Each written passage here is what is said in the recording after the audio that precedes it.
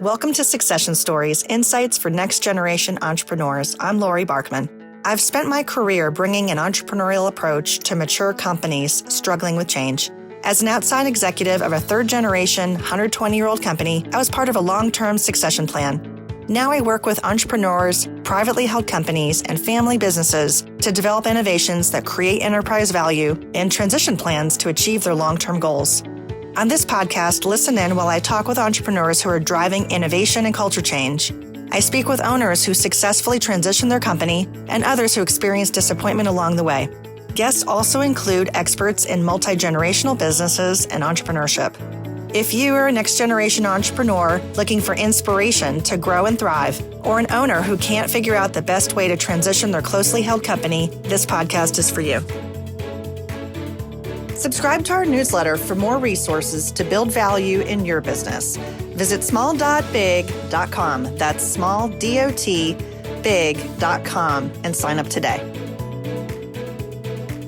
On today's episode, I was joined by Kent Johnson, the fourth generation CEO of Highlights. There are some products that evoke warm memories from my childhood, and Highlights for Kids is definitely one of them. Maybe you remember the hidden picture puzzles and brain teasers and seeing the magazine in your dentist office. Highlights founders were in their 60s when they launched the magazine with a mission to enhance childhood education. Kent shared the company's unexpected succession stories, including his own. We talked about how Highlights' mission and values foster a culture of empathy, innovation, and customer focus that has strengthened their resolve throughout the pandemic and for generations to come.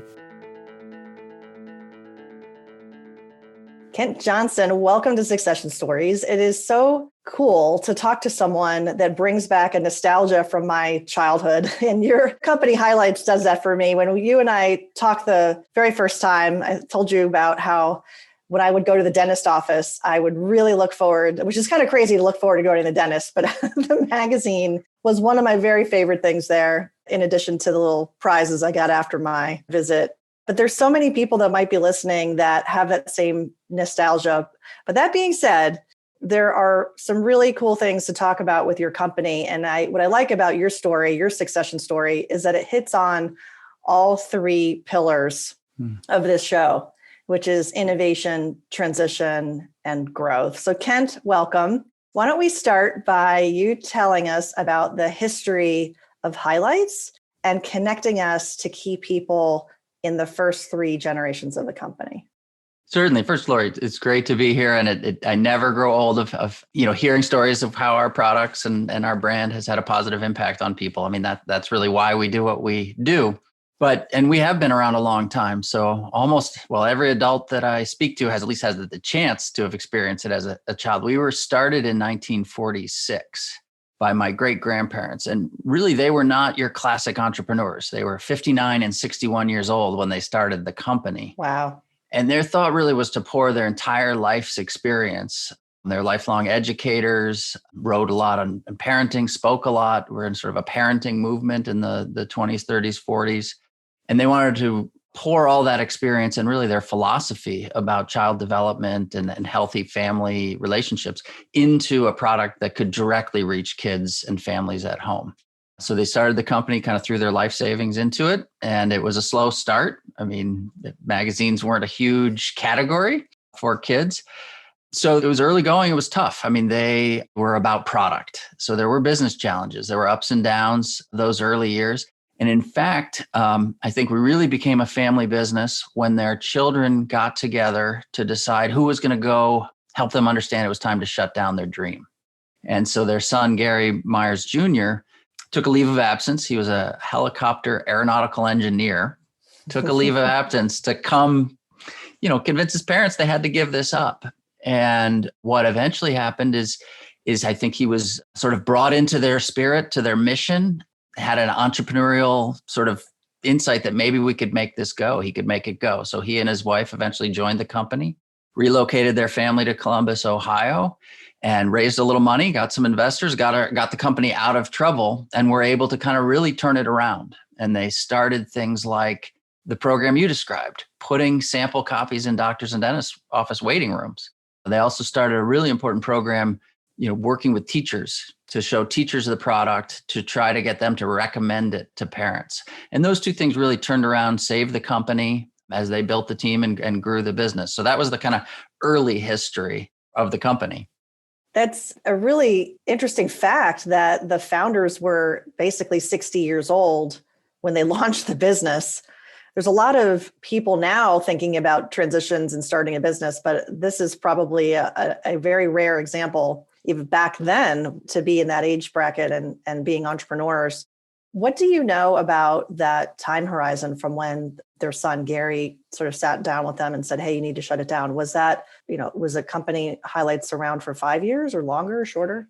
That was sort of, I think it was in the late 40s. So I think, really the innovation that he and his wife led with the management team was in the mid 50s. Okay. So, and it was an incredible time to be starting a company. I mean, this is just after World War II. So we had paper rationing. The founders, it's interesting as a company, just a side note, the founders had already committed to a family home for their retirement. So they started the editorial group to make the product in Northeast Pennsylvania in a town called Honesdale. But you had to have a presence to work with your door-to-door sales team and your printers in 1946. So we opened a business office here in Columbus. So we've been working remote, not just in the pandemic, but in a way we've been working remote since 1946. And I do also think in 1946, I think there's some wonderful stories. They really were a husband and wife team. And my great-grandmother was way ahead, I think, in some ways of doing things that maybe women were less encouraged to do at that time. So she really was an important business role, and the company wouldn't have happened without her role. So they pioneered, and they were educators, and they were certainly mission-driven. The second generation, which would be your grandparents, is that correct? So, yeah. So my great uncle would have been Gary Jr., who came in and was active. Uncle. Okay. And I think there was, general support. My grandmother was their daughter, and they had another son who became the science editor, Jack Myers, who was a professor down at the University of Texas, but got very involved. And I think collectively everyone was proud that they had a PhD scientist as their science editor for young children. And I think we continue that tradition today to try to have the best of science really represented and explained in a rigorous manner to kids. So there was an involvement. Unfortunately, and just to play out a little bit the history, the two siblings who were less involved day to day did get more involved, unfortunately, as a result of a tragedy that hit the company. So in, having had this rocky start, being on the verge of failing, things had really turned around in the 50s. And in fact, in the summer of 1960, we built from ground up with company cash, no debt, built a company headquarters. Family businesses don't like debt, right? So we got to the point we could build a building. And so we have a great photo of the day they dedicated that in the summer of 1960s. Things were really looking good. The circulation of the magazine was up to 500,000. And then in December of that year, some executives, including Gary Jr. and his wife, Mary, were going to New York for a business meeting to look at putting Highlights on the newsstand, believe it or not. And tragically, there was a midair collision over New York City where two planes collided in a winter storm. Everyone on those planes, horribly, everyone perished. And you had a situation for many companies had, because business travel was really what was going on at that time. So you had a terrible situation for many companies and families. But our company faced a situation where 3 of our top executives were lost, and the founders lost their son, their daughter-in-law. So really threw our business family ecosystem into crisis. And I still today, I wasn't alive. That happened in 1960, but I still draw strength from the stories I've heard of how the commitment to mission, the commitment to what they were doing, they kind of leaned into that and said, okay, we've got to rebuild. I mean, you can hardly imagine how at that point you have founders in their 70s. Yeah. But what you have is my grandmother and great uncle kind of leaning in and saying, okay, now we have to get a little more involved, get involved in the board. There was a surviving executive, Dick Bell, who was already in New York. He ably led the company. He rebuilt the team. He was committed to the mission. So they really had to go through a process in a completely unplanned and tragic succession, go through a process to rebuild the sustainability of the company. And the family had to, of course, go through the process of incredible grief and just sort of dealing with that reality. So it's just hard to imagine. But for me today, as we face challenges or as this pandemic hit our society, I kind of reflect that, and I think all companies can reflect if you've been around, you've gotten through things in the past. Right. So how do you draw strength? And particularly when you're a family business, when you're a mission-driven company, how do you rely on that to sort of give you perseverance? I can't even imagine the feeling of loss that everybody had felt, not only as a family, but also the employees. I'm guessing, based on what I know of your company from talking to you originally and looking at information online, and it's probably a very family-oriented type of culture. And so I'm guessing the employees felt like as much tied to the grief as the actual family members did. I think that's true. I mean, I can't imagine it. But what I've seen, we're not a company that has, big factories. We're a company that talks all the time about what we're about. And I think one of my major focuses, but it's always about employee engagement. So when we're at our best selves, it's because we're committed to what we're doing together. So there's a real community feeling we try to create. I mean, there's so many stories in the early days, how employees came together on the back porch of the founders. So like when your boardroom is a screened in porch in a beautiful farmhouse setting, I think it creates a little bit of a different culture. And so, no, I think it was just a horrible, felt throughout the company.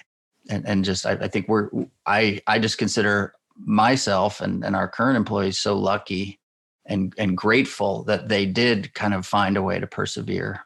Absolutely. So third generation CEO, was that a family member, or did the company hire someone from the outside?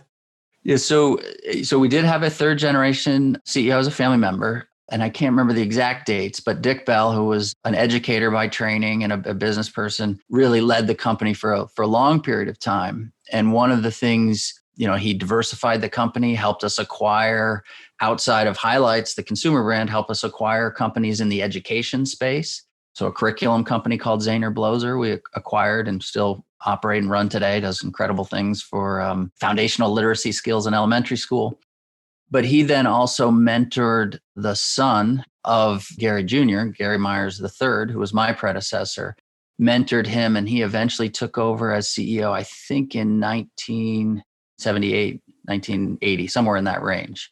So he served as CEO. Gary Jr. served as CEO for about 26 years until I took over. And his cousin, Kent Brown, came in over time and was mentored by Caroline Myers and became the editor-in-chief, really became responsible for the product. So you had two cousins kind of on the business and on the editorial side in the third generation. Great. Well, it sounds like the company really had a period of growth and it was growing organically, but then it also added in some other companies to really take it to the next level and diversify. So let's switch gears and talk about your story. What's your background? Where did you grow up? And then take us through your education and how you eventually came into Highlights. Yeah, no, it's not the most linear path. I like to say I did everything I could to not join the family business and somehow failed at it. But it's interesting. As a family, we do a lot of work, and have had great family business consultants, on governance, on education, and our focus is really on stewardship. So I grew up, even though I never had a parent who worked for the company. I never lived in a city where the company had employees. But I grew up in a family culture trying to encourage stewardship of the company and the mission and the dream of the founders. So we'd visit and that sort of thing. But I grew up in Schenectady, New York.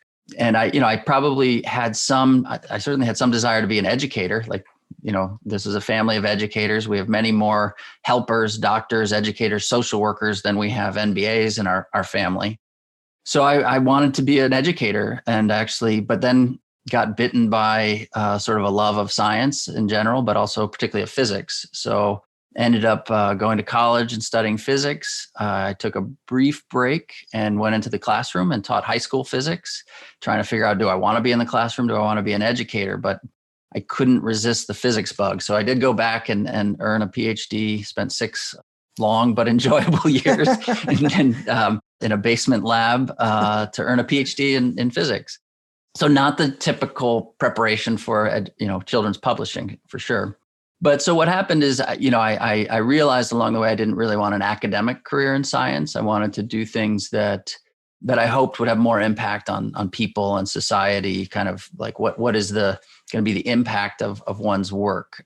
So after physics, I actually only really considered jobs that brought me into a research role that had a medical or health component.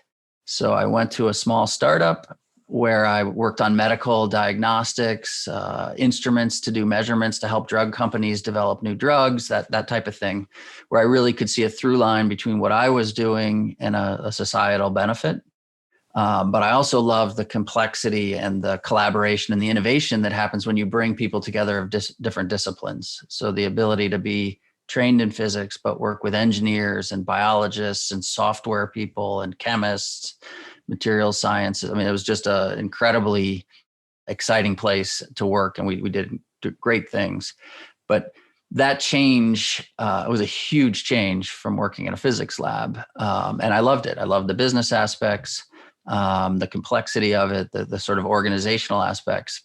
So what happened when I was in biotech is I started in the lab bench, and over about 6 years really moved with our product and our technology into the market. So got to work with customers, got to worry about field support, manufacturing, how do we make the things we're going to sell.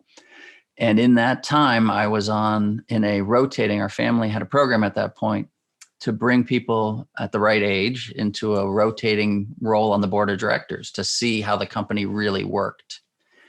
And so I said, wow, this company is a little more interesting than I realized. It's not a little magazine. We have a diversified company. We've got these incredibly talented executives. We've got all these different business models. And I realized we really face some tough challenges. Technology is going to change. That was in the early 2000s. How's technology going to change publishing? How's it going to change what happens in the classroom? How are these business models evolving? So I realized at that point it was a much more interesting company than I had ever thought. And near the end of that board stint, my predecessor, Gary Myers III, he kind of said to me, looked at me, had a sort of funny side smirk. He says, you've always told us you wouldn't talk to us about working here because you're a science guy and we're not a science company. And he said, I've been listening to you talk about your work, and you actually are no longer a science guy. You're a business guy. You're a business guy. You're a business Congratulations. guy. And he kind of said, and he basically said, look, either own up to it that you're a business guy and you don't want to work here, or, maybe we can have a conversation. And I sort of paused because he was right. I had become a business guy. I mean, I really was very interested in all of the complex issues of how do you actually serve customers. And that probably started a year-long conversation, let's say. And then I did what you're not supposed to do. What was that? So when we were really on the verge of saying, okay, here's a specific role at the company that maybe makes sense, and I was on the verge of discussion, we were expecting our first child. So in those discussions, I decided, okay, this is a reasonable transition to make, but we had to stay in suburban Washington, D.C. until our son was born. I mean, just you can't move in the middle of that with the support network you have. So did the sort of career transition that involved being a first-time parent, moving to a new city where you don't know anyone, and completely changing industries. So a fair amount of stress. It's no one would advise you to make that much change in your life. But we sort of did. And on the other hand, what it did give me is a sort of a 4-month hiatus from work to really be a first-time parent in partnership with my wife. So there were a lot of benefits, but it was a kind of a crazy way to do things. I love a few things you mentioned there. One is that the board of directors had the forethought to let younger people, the next generation, into the boardroom. That's a pretty unique situation, isn't it? That I haven't heard of that before. It is. I think it is unique. And it's been a program that's existed for a long time, and it's gone through evolution. So we still have a program that's the sort of successor program, which we call now a board fellowship, where we give some exposure, but also have a very structured way that next generation can really learn about the board and the governance, meet independent directors and spend time. We have a board dominated by independent directors, but also learn about the company, meet the executives. So it's a very structured education, focused, intensive educational program. But it really came, I mean, I have to give my predecessor credit because there was a period of time, I think probably, and I don't remember exactly when it started, but they realized that in our third generation, which was 13 descendants, that there was a situation or an evolution, a reality that there were a certain group that was involved in the company. They were either employees or directors or directly involved. And then there was a group that wasn't directly involved. And they realized that that would be unhealthy if they didn't have a mechanism to make sure everyone was connected. So they really started it in the third generation to bring those who weren't in the company and put them in the boardroom so they really could understand what was going on. And then in my generation, so they went through everyone twice, actually. And then in my generation, it was how do we educate? How are we going to do succession of this mission and of good governance practices to the next generation? And my generation is 27, so it was a bigger task. But they went through all of us, or I guess we're still maybe going through some. Okay. But it evolved. And it's, I'm grateful to our independent directors who take it very seriously, invest time and, invested time in talking to me and helping me understand back in the 2000s, but continue to do that. And I think as a CEO now, my primary focus is making sure we have an effective and efficient board. And so you have to balance the work of the board, good governance of the company, particularly since we're facing so much disruption with the family stewardship and education.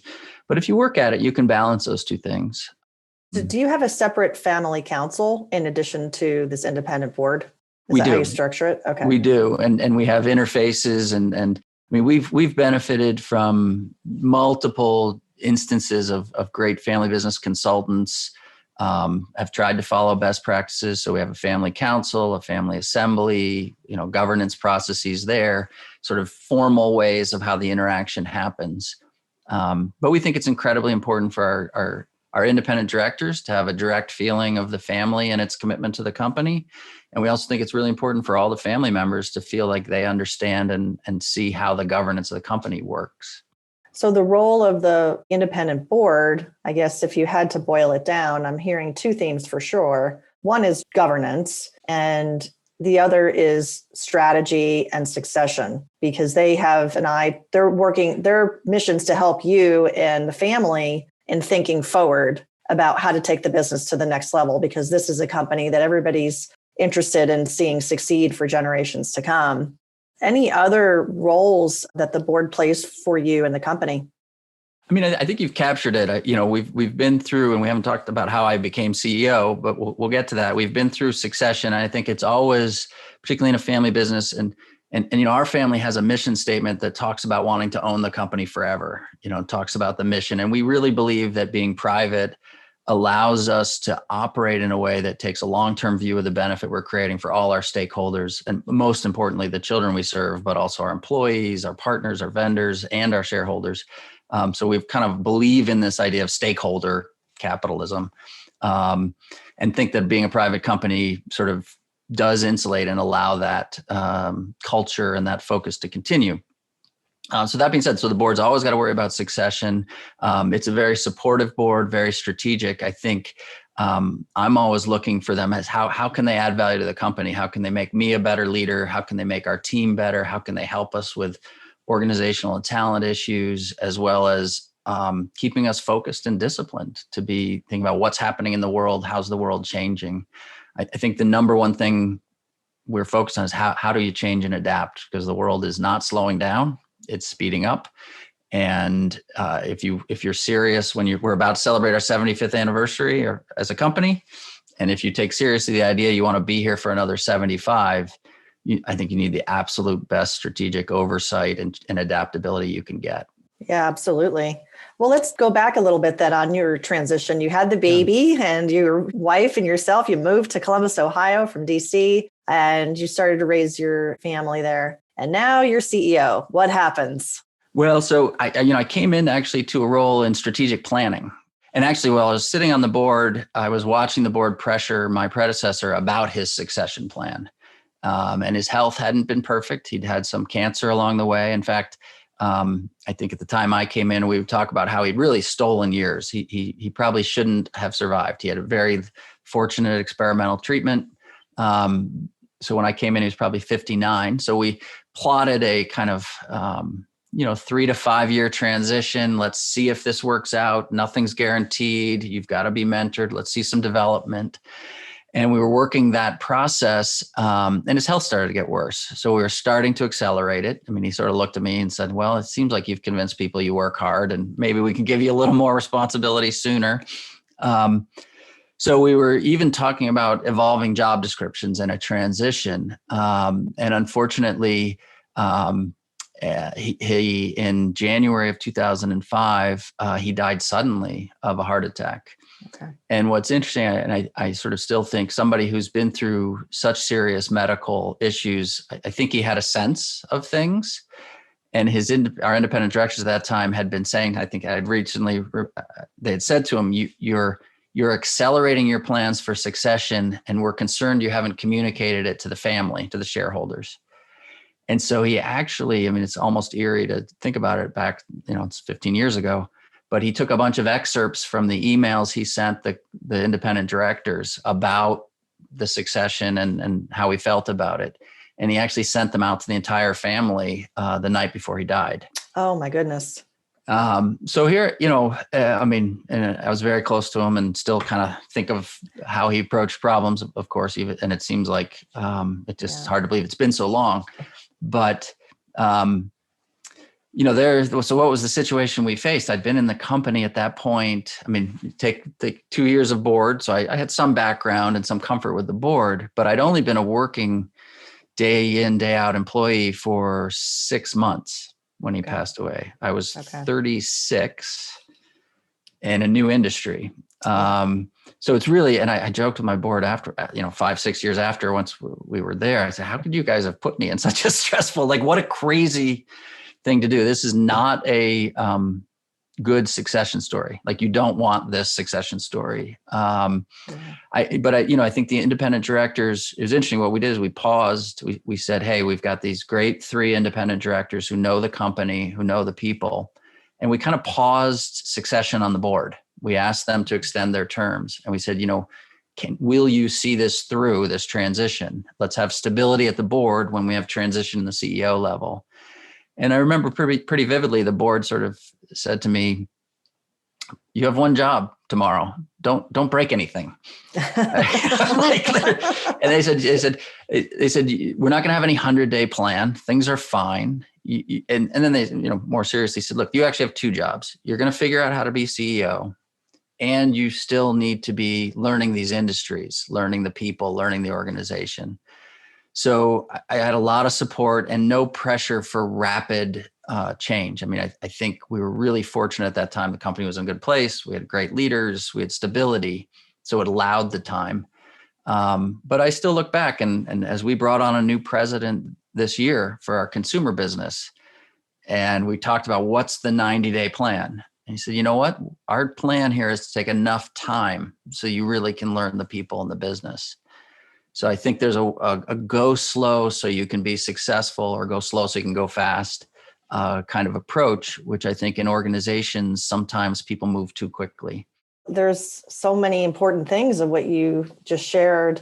Another tragedy, right? Another loss, and the company setting a course for succession, but of course it got accelerated, and that's life, right? We try to plan for things, but sometimes things happen out of our control. But there was foresight and there was planning. And too many times we hear stories where there was no backup and there was no plan. So at least you were already kind of well underway. You lost a great mentor, obviously, but it's nice to hear that you had a lot of support and people rallied around you.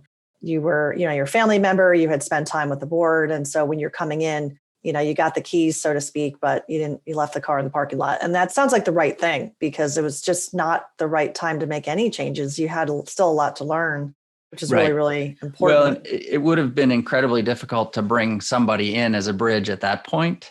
I think we had a lot of luck that it worked out this way. And I think it's always dangerous as a CEO to assume it was just your skill or it was destined to work. I mean, I think I feel very fortunate that things worked. But it was pretty stressful. It's a pretty stressful period. I don't think you want to do it that way. Yeah. Yeah. As you said, it was not the textbook way to have it go, but not too many times does it go in a way that we predict, and being resilient and being able to modify and adapt, a word that you used earlier. So the business you mentioned in 2005 when you came in was relatively healthy financially, which is great.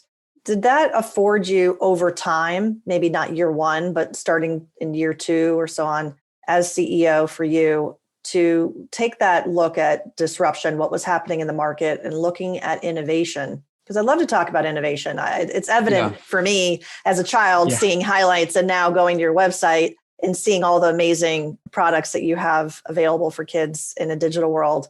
So over the past 15 years, and many other publishers have experienced this too. It's not just your company, but you've faced this growing shift and potential disruption. But your company seems to have done a really good job at positioning itself. How did you do that? What was your approach to understand those market dynamics?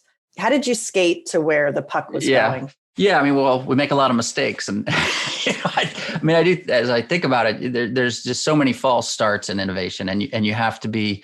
I think we have to get better. We had to get better at stopping things that weren't working. So there was a period of my career that was about stopping certain areas of business. But I think we also, a lot of what I've learned about innovation has been about culture and what's your self-image? How do you think about yourselves? So one of the things that I think maybe frustrated me initially, or I had to think about how to evolve, is how do you accelerate the pace of experimentation? Because I think there's something that's so good about publishing, the deliberate kind of creation of very carefully vetted content that is connected to a certain slowness. So there was an evolution to try to say, how do we do things more rapidly as a company? And I think that we're always working on, because you have to go faster. You have to be able to stop things more quickly, start things more quickly, and there's no secret. I mean, I think you just have to always be working on that. And obviously, there's lots of secrets, but there's no one silver bullet. On the other hand, I think the other piece that for me has to drive innovation, because I don't focus on what are we doing in digital or what are we doing in print, but having to evolve my thinking from us being a product company, like what products are we going to innovate, and try to say, how are we going to put the customer at the center? So I love technology. Like, I'm a physics guy. I love toys. I love devices. And I care so little about the bells and whistles of the technology in the context of the company. You have to focus on what I kind of try to preach internally. It's about the kid, it's about the family, and what does that technology do? So there's a lot of things we've been very slow on in technology because we don't see that it actually benefits kids. But when we have done things in technology, I think it's been motivated by that breakthrough innovation to serve kids and families. And that, I think, has led some of our activities to be more successful than if we just jumped in because it was cool or it was a way to innovate. And I think it takes time. You have to suppress fear. Fear is the great killer of creativity. And I think trying to get to where you can simultaneously be good at something you're already good at, but not be afraid to get into the areas that are threatening to what you do. But and I think you have to have an optimistic point of view. So one of the things, we talk about, how is digital distribution going to disrupt our existing business? You can spend a lot of time worrying about that, about protecting. But what I see and what's so exciting, and actually you probably can't even see on our website, what to me is the most exciting digital stuff we're doing, because it's all outside the US. Like the ability to reach children around the world with this incredible content that we've developed, authentic content we developed in the US, is being used around the world for practice for English language learners. So reaching kids in China, in Hong Kong, in Turkey, scaffolding their reading development and sort of working on the aspect of how do you have a child learn to love reading, not just learn to read. And you can only do that through technology. A company our size, we're a small, less than 500 people here in Columbus, Ohio. And we've got thousands and thousands of kids around the world reading the content we made, in a small town in Northeast Pennsylvania. I mean, it's pretty amazing that that's possible. But it came from the mission of serving kids and thinking about what they need, not just thinking about technology and code and platforms. So I think if innovation is driven by a customer need, it's far more likely to be successful. So every hire we make, I'm looking for customer obsessiveness. So I went on a little rant there. No, it's not a rant. In fact, I spend a lot of time with startups. I've worked in startups. I teach a class at Carnegie Mellon called the Corporate Startup Lab, which is about innovation in large companies. And so companies can buy innovation, right, through partnerships, or you can acquire an innovative technology, or you can create it in-house. And so my experience is the create in-house side. Mm-hmm. And I'm always fascinated by that, especially when there's a multi-generational company like yours. You're in the fourth generation. You're about to celebrate your 75th birthday as a company. And here we are talking about a startup mindset and agility and adaptability and skating to where the puck is going so you're not disrupted. And at the same time, serving your mission for kids. That's what it's all about. And that's what I find so fascinating about your story. And I think too, you could have a panel of kids telling you what they think about your product, but that's only part of it, right? You're looking out to the needs from an academic standpoint, education standpoint, and then it looks like you're kind of marrying the two. You certainly want the usability side, right? Where you want your website to be, kids can use it without an adult's help. So there's that side of it where they have to be very customer oriented. But the other side is really the business side too, because you want to be able to scale and be profitable. For example, one of the things I noticed on your site is you have a subscription box, which I thought was really smart from a recurring revenue standpoint. So you have the products that you're selling, which are scaling around the world, obviously translated, and that takes expense and overhead. However, when you can get that wonderful impact where you're able to really leverage the investments you've made, it's a great position to be in as a company.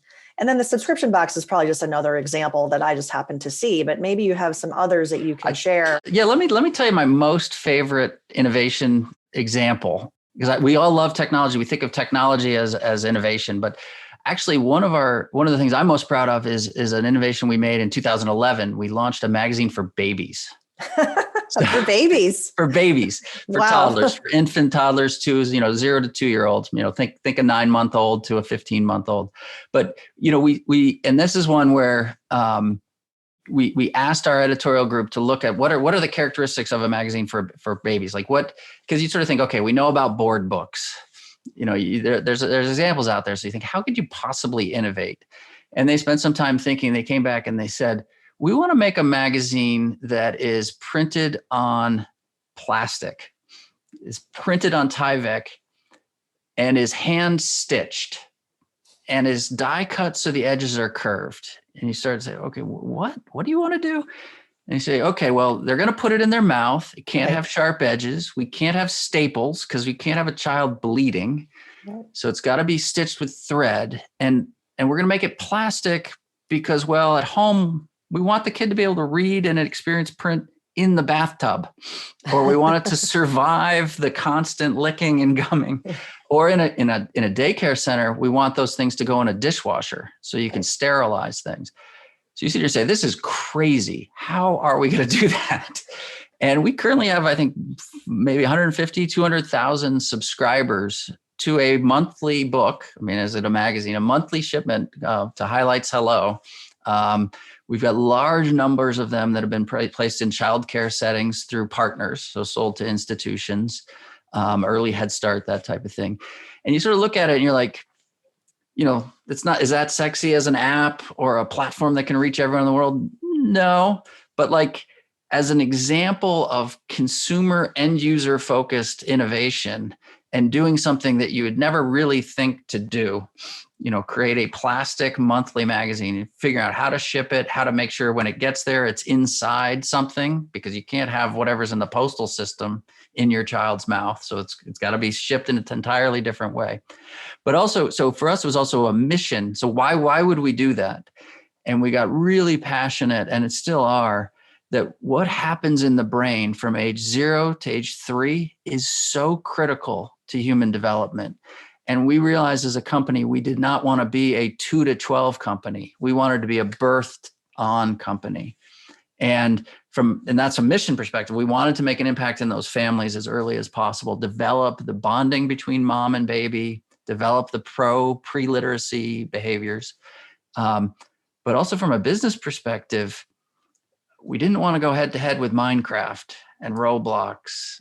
And so our focus had to be on how do you engage families earlier to make sure you have a long enough relationship for the lifetime value of the company. So if we can start working with families when they have a 6-month-old, we have a much better chance to be a successful company than if we wait until the child's 4 or 5. That's a really smart strategy, because you extended, as you said, you extended that lifetime value forward. You pulled it forward. And for me now, my kids are older, but I definitely recall having little books and they'd put them in their mouth and it was in the bathtub. And I was always finding need for things like that. Now I've now discovered my newest go-to baby gift. This is going to be great. I'll have to check that out for friends and family when they have their babies. That's a great example, Ken, because it also the niche aspect of it, where you really got to understand parent need and what they were looking for, as well as the daycare center and these other centers were, and understanding the utility of that educational item in that setting. That's just so important. So that's a really, I think, a wonderful example. I'm not surprised that that's one of your favorites.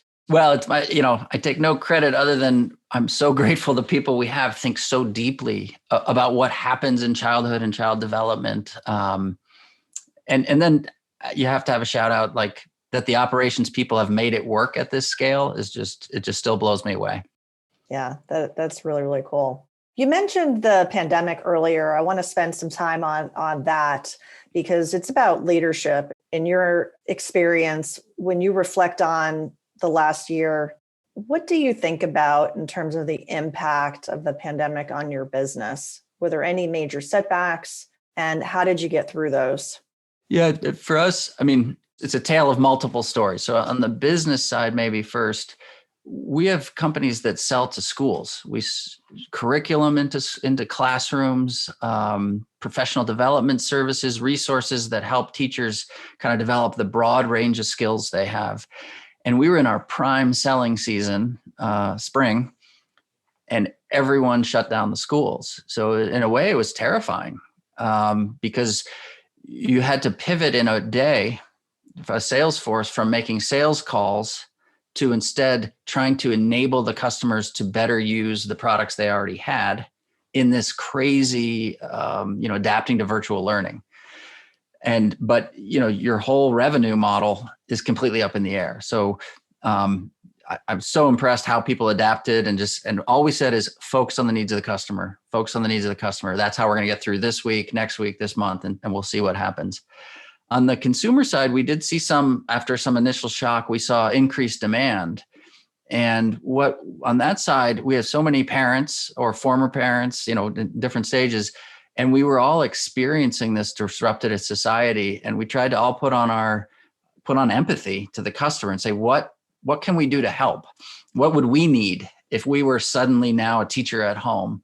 So that group was really, I think, able to lean in on, home learning products, lean in on free content that would be printable, not just, everyone was going to get plenty of screen time. That was pretty clear.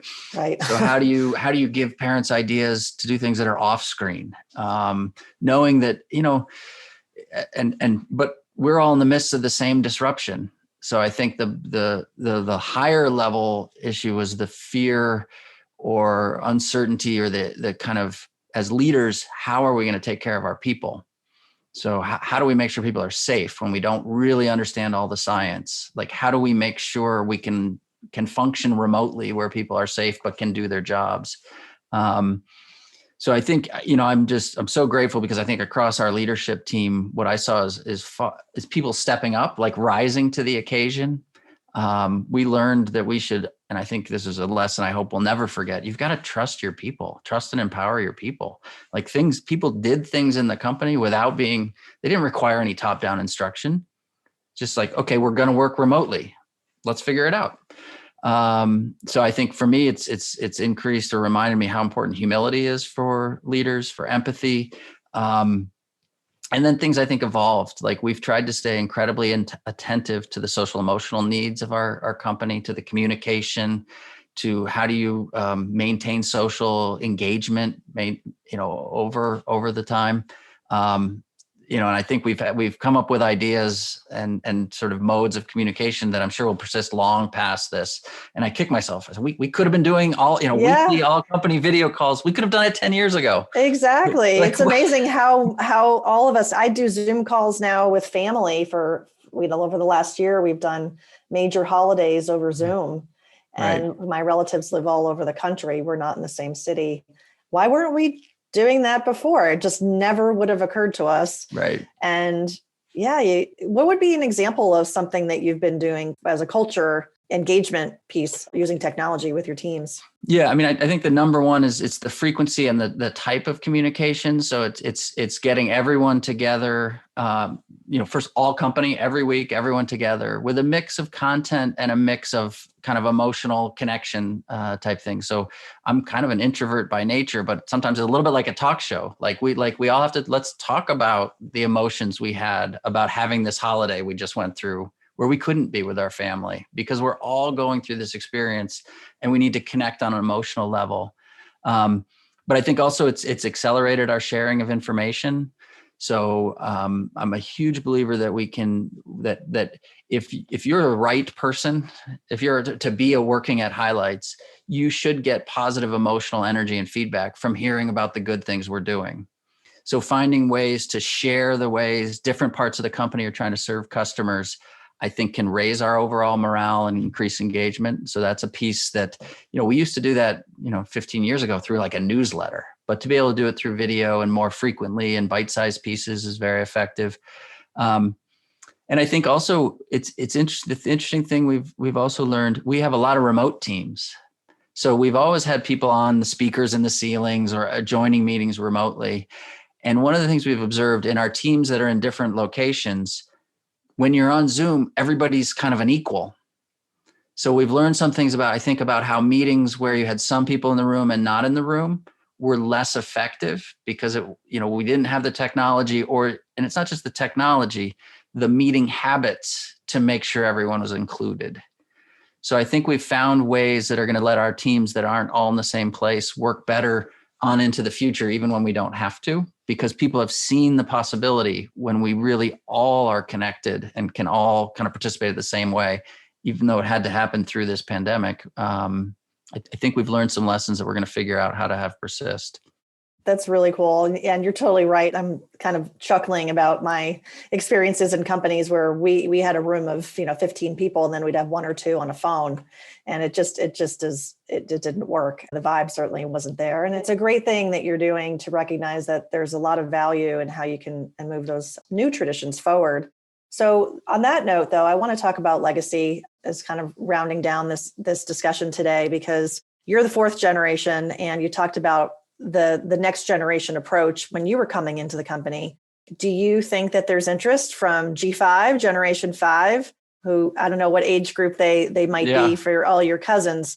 Is there any interest, you think, to having people come in? And then also, what is most important to you as part of your leadership legacy in the company? Yeah, I mean, this is a multi-part and complex question. It's interesting. I think it's a very dangerous thing in our very fast-paced, very competitive world to assume or even hope that the DNA pool of one group would produce the right the timing and the training and the right leadership match for a company of our size. So our focus and succession within the family is about engagement with the mission of the company. It's about promoting a group stewardship for good governance and for the mission and dream of the founders. So we don't presume, I mean, it may be we have people who want to get involved in governance or as employees in the fifth generation, but what we really focus on is trying to have as many people as engaged as possible in stewardship. So in terms of the legacy, I would hope to have in the family, I think of myself as just want to transmit stewardship that I inherited. So I want to be seen as just one of the continuum. That would be the best legacy. In terms of the company, as I've been at this now, 16 years, but I'm still relatively young. So I don't really think a lot about legacy.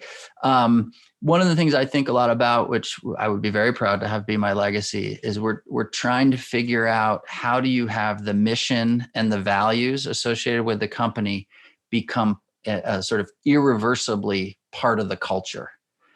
So I spend time thinking about how do you make a culture for a company that doesn't depend on individuals, that will be self-sustaining. So we've been through tragedies, and I am very passionate about what we do. I talk to people inside and outside the company with passion about our mission. But I also recognize someday I won't be able to do that. So how do we create a way that more and more people can be part of it, can speak with passion, can sustain it? Because if we can build it into the culture, we can be invincible. If it's requires specific individuals, we're always at risk. So we've got a lot of people thinking about that problem and working on that. We even created the role of Chief Purpose Officer. Wow. Our editor-in-chief, we sort of promoted her into this role of Chief Purpose Officer, which sounds a little corporate, but it was the best. It accurately describes what she's doing. And I talked to her, and we talk about it. She has two kind of spheres. It's to try to help us advance our purpose outside the company. So thought leadership, partnerships, working on projects that people in the world will know about. But there's also a really critical internal role, trying to create ways that we talk about and institutionalize our purpose internally, to try to create glue, bring as many employees as possible, educate them, engage them, talk to them about the purpose, and have it be living, breathing throughout the company. I think I also want to be a chief purpose officer. I think we all within a company, I want to have a company where every employee is part chief purpose officer. But for now, we've put someone in that role to really try to focus on institutionalizing what we're about as an entity. And if we can succeed at that, I would be proud to have as a legacy, because I think if we do that, the business results will follow. That's awesome. That's a really great philosophy, I think. And I'm not surprised, based on everything that you've said, that you've emphasized that role and having someone focus on it. So that's really, really cool. The last question for you, I love to ask all of my guests, is if you have a favorite saying or mantra about entrepreneurship or leadership. Jesus. I mean, if people ask me my favorite saying, our foundational belief as a company is children are the world's most important people. So that's usually my go-to favorite saying. That's a great one. But it's not exactly about entrepreneurship, but in a way it is, because I think if you think about some of the comments I made, and I think in the context of a company, innovation and leadership has to be about the customers you serve. And so our ability to maintain a focus on children has to be a part of all of our leadership, has to be a part of the innovation we're trying to achieve. So maybe you've made me rethink it. It's not just a mission and a belief. It has to be a kind of a North Star, a foundational concept for our leadership as well. And if people want to connect with you online, Kent, what's the best way for them to find you or to learn more about Highlights? Yeah, I've tried to occasionally post things on LinkedIn. So LinkedIn's a great place to connect. Probably my email's on our website, but I'm passionate about family businesses. I'm passionate about kids, about human development, about education. So I love talking to people outside the company. So those are a variety of ways. Just email or call or connect with me on LinkedIn. Wonderful. Thank you. Ken, it was really, truly great to talk to you today. Thank you so much for sharing your succession stories and everything that you have done and are doing to educate our kids around the world. Thank you. It was a pleasure. Innovation, transition, growth. Easy to say, but hard to do. If you're an entrepreneur facing these challenges, I get it. I work with businesses from small to big to achieve your vision. Visit smalldotbig.com to learn more. I'd love to connect with you. Subscribe to Succession Stories, and if you enjoy the show, please share a rating and review. Thanks for listening.